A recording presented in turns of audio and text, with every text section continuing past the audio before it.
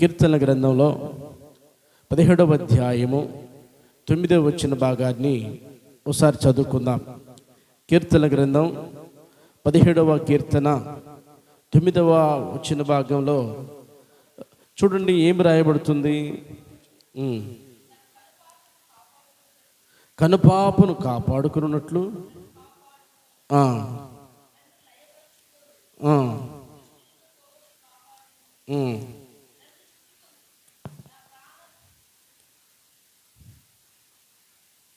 ఒకడు తన కనుపాపను కాపాడుకున్నట్లు నన్ను కాపాడుము.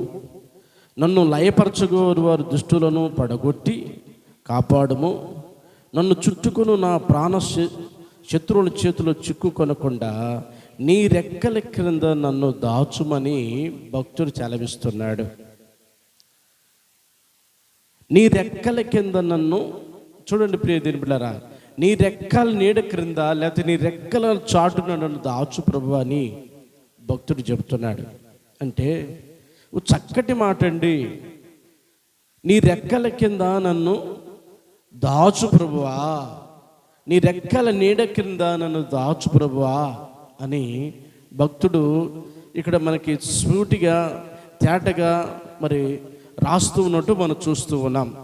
గమనించండి, ఎక్కడో మనం వెళతాం, దేనినో మనం ఆశ్రయిస్తాం, దేనినో కావాలనుకుంటాం. కష్టంలో ఉన్నప్పుడు, బాధల్లో ఉన్నప్పుడు, ఇరుకుల్లో ఉన్నప్పుడు, సమస్యల్లో ఉన్నప్పుడు, కన్నీళ్ళలో ఉన్నప్పుడు, ప్రతికూలమైన పరిస్థితుల్లో ఉన్నప్పుడు ఏ రెక్కల కిందకో మనం చేరి ఆశ్రయాన్ని పొందుకోవాలనుకుంటాం. ఏ రెక్కల కిందకో చేరి మేలు పొందుకోవాలనుకుంటాం. ఏ రెక్కల కిందకో చేరి మనం చూడండి కాపాడబడాలనుకుంటాం. ఏదో రెక్కల కిందకి చేరి మనం క్షేమంగాను ఆరోగ్యంగాను ఉండాలనుకుంటాం. కానీ ఏ రెక్కల క్రిందకి చేరినా ప్రయోజనం ఉండదు. కానీ దేవుని రెక్కల నీడలోనికి గనక మనం వస్తే మన జీవితంలో ప్రియ దినబిళ్ళరా తప్పకుండా ఆశ్రయం కలుగుతుంది. సపోజు కోడి ఉంది. కోడి ప్రియ దినబిళ్ళరు గమనించండి, తన పిల్లలను తీసుకుని బయటికి అలాగా వస్తూ ఉంటుంది. చిన్న చిన్నగా వాటికి మేత పెట్టాలి, వాటికి నడక నేర్పాలి, వాటికి పాఠం నేర్పాలి, వాటికి మంచి గుణమును నేర్పాలి. నేర్పవలసినటువంటి పరిస్థితుల్లో ఆ కోడి తన పిల్లలను తీసుకొని ఆ పొదుగులో నుంచి బయటకు వస్తూ ఉంటుంది. బయటకు వచ్చే క్రమంలో ఆ పిల్లలను గమనించండి, ఏదైనా మరి పిల్లి కానీ లేదు కుక్క కానీ గ్రద్ద కానీ ఏదో ఒకటి తినాలని చూస్తున్నటువంటి క్రమంలో ఈ పిల్లలు ప్రియ దేని పిల్లరా ఎక్కడికి పోయి దాక్కుంటాయి చూడండి. ఎక్కడికి వెళితే ఆ పిల్లలకు క్షేమం కలుగుద్ది, ఎక్కడికి వెళితే ఆ పిల్లలు కాపాడబడతాయి. సరే, కోడి తన పిల్లలను తీసుకుని బయటకు వస్తున్నప్పుడు కుక్క వచ్చింది. అలాంటప్పుడు తల్లి దగ్గరికి పోతాయా పిల్లలు, లేకపోతే ఇంకో చోటకు పోతాయా? గమనించండి, ఆ పిల్లలు తన తల్లి దగ్గరికి తల్లి రెక్కల కిందకి పోయి దాక్కుని అమ్మో అపాయం వచ్చింది, ఆపద వచ్చింది, కష్టం వచ్చింది, ఇడెవడో శత్రువు వచ్చాడు, ఇడెవడో తినేయటానికి వచ్చాడు అని గ్రహించి ఆ పిల్లలు ఆ పసితనంలోనే ఆ తల్లి దగ్గరికి అరుచుకుంటూ పరిగెత్తుతాయి. లేదు, పక్కనే ప్రియ దినబిడరా ఎవరైనా బాతుని మేపుకుంటూ ఉన్నారనుకో, బాతు దగ్గరికి వెళ్తాయా కోడి పిల్లలు? చెప్పండి. బాతు మేపుతున్నారు అనుకోండి, ఈ కుక్క రాగానే ఈ కోడి పిల్ల ఎక్కడికి పోద్ది? తల్లి దగ్గరికి పోతుందా, బాతు దగ్గరికి పోతుందా? తల్లి దగ్గరికే పోయి ఆశ్రయాన్ని పొందుకుంటుంది. తల్లికే చెప్పుద్ది తన బాధ, తల్లికే చెప్పుద్ది తన యొక్క సమస్య ఏంటో. అమ్మా శత్రువు వచ్చాడు తినేయడానికి అని ఒక కేక వేయగానే ఆ కోడి వెంటనే పసిగట్టి గమనించండి ఆ బిడ్డను కాపాడుకోవడానికి తన రెక్కలను చాచుతుంది. సరే, ఆ ఆపదల్లో గనక ఈ కోడి దగ్గరికి పోకుండా బాతు దగ్గరకో లేదు ఇంకో గిన్నె కోడి దగ్గరకో పోయిందనుకో, గమనించండి ఆ పిల్లలను అవి దగ్గర తీసుకుంటాయా? తీసుకోలేవు. ఆ దగ్గరికి తీసుకునే దానికి బదులు గమనించండి ప్రియ దినబిడ్డలారా పొడవటం ప్రారంభిస్తాయి, దగ్గరకు రాకుండా చూస్తాయి కదా. అవునండి, చూడండి, ఒక కోడి బ్రతకాలి అంటే, కోడి పిల్ల బ్రతకాలి అంటే శత్రువు నోటకు పడకుండా, శత్రువు కంట పడకుండా ఉండాలంటే తల్లి రెక్కల నీడలోనే ఆశ్రయం ఉంది, తల్లి రెక్కల నీడలోనే క్షేమం ఉంది, తల్లి రెక్కల నీడలోనే ఆనందం ఉంది, తల్లిలోనే దీవెన ఉంది. అంతేగాని ఇంకో చోటకు పోతే ఆశ్రయం లేదు, ఇంకో చోటకు పోతే దీవెన లేదు, ఇంకో చోటకు పోతే క్షేమం లేదు, ఇంకో చోటకు పోతే కాపాడబడటం అనేది జరగదు. తల్లి రెక్కల నీడలోనికి ఆ పిల్ల ప్రియ దినబిడ్డలారా కావు లేదు చూడండి, అరుచుకుంటూ వస్తేనే క్షేమము కలుగుతుంది కదా. అవునండి, ఈనాడు ప్రియ దినబిడ్డలారా ఎక్కడకు వెళ్ళి మనం దాగుకుంటే క్షేమమో తెలియనటువంటి పరిస్థితుల్లో చాలామంది ప్రజలు ఉన్నారు. ఎక్కడికి వెళ్ళాలో తెలీదు, ఏ రెక్కల నీడలో దాగాలో తెలీదు. కొంతమంది గమనించండి, భర్త కొడుతున్నాడు అనుకో, భార్య ఎక్కడ దాక్కుంటుంది చెప్పండి? తల్లి కొడుతుంది అనుకో, పిల్లలు ఎక్కడ దాక్కుంటారు చూడండి? ఈ రీతిగా పక్కన వాళ్ళు కొడుతున్నారు అనుకో, ఎక్కడ దాక్కుంటారు గమనించండి. ఏదైనా సమస్య వచ్చింది ఎక్కడ దాక్కుంటారు? ఏదైనా కష్టం వచ్చింది ఎక్కడ దాక్కుంటారు? ఏదైనా బాధ వచ్చింది ఎక్కడ దాక్కుంటారు? గమనించండి.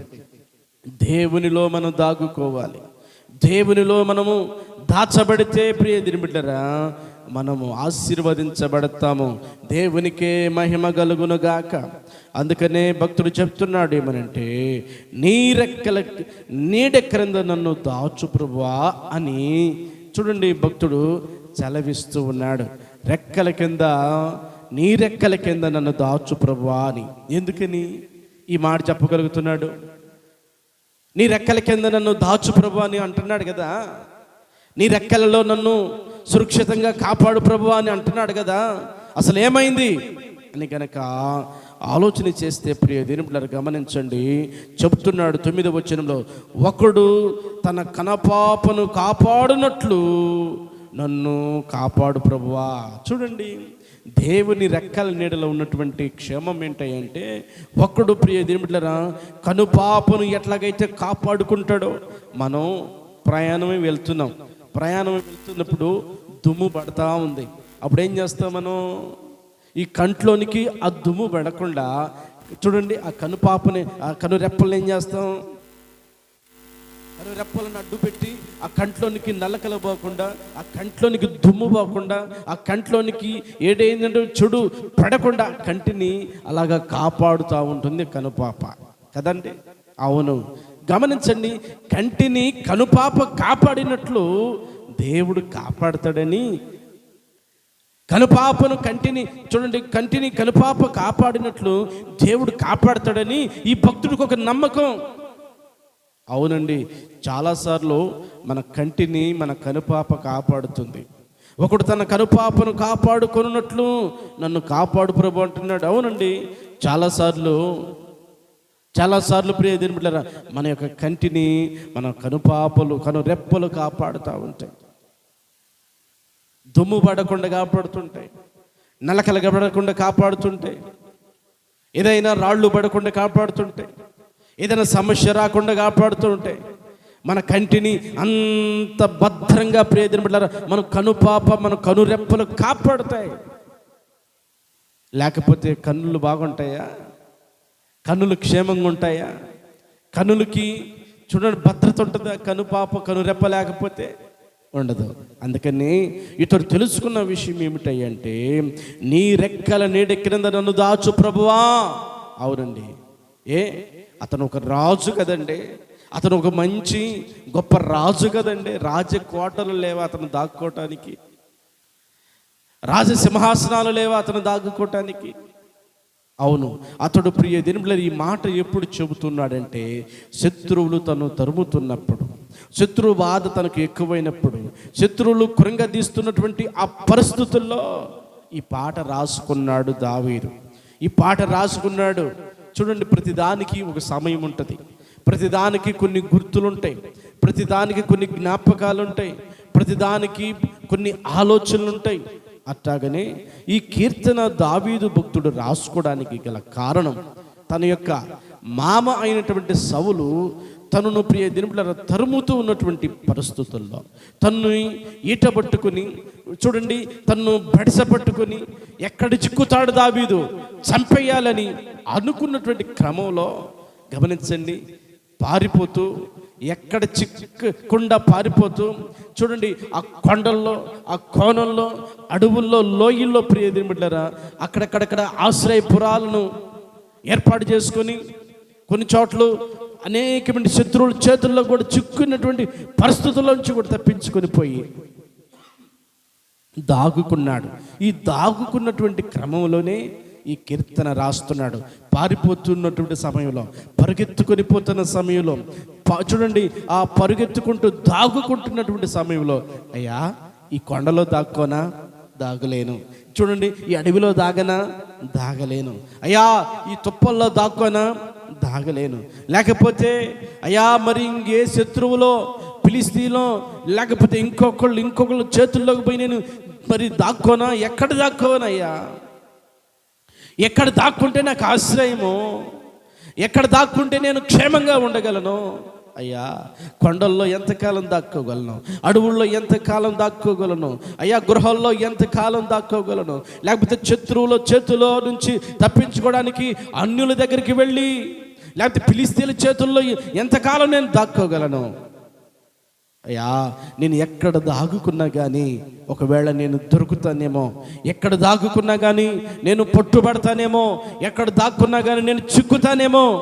అయితే ప్రభువా ఎక్కడ దాగినా కానీ, ఎక్కడ నేను స్వరబడినా కానీ, ఎక్కడ ఆశ్రయాన్ని పొందినా కానీ, ఒకవేళ చూడండి అల్పమేనయ్యా, లేకపోతే కొంచెం భద్రత నాకు ఉండొచ్చు, కానీ అయినా కానీ నా జీవితంలో భయం, అయినా నా జీవితంలో దిగులు, అయినా నా జీవితంలో కష్టం, అయినా నా జీవితంలో ఏదో భయం నన్ను వెంటాడుది.